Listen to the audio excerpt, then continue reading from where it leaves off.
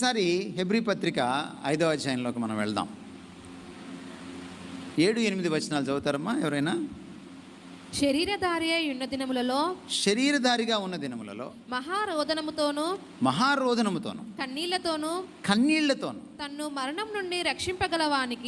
మరణము నుండి రక్షింపగలవానికి ప్రార్థనలను యాచనలను సమర్పించి భయభక్తులు కలిగి ఉన్నందున ఆయన అంగీకరింపబడెను.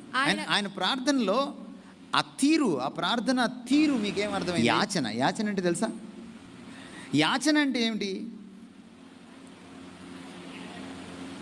అడగడం కాదమ్మా, అడుక్కోవడం.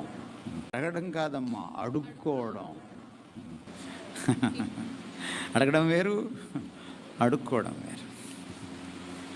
భిక్షాటన, భిక్షమెత్తుకోవడం. ఎవరైనా సాక్షాత్తు దేవుని కుమారుడు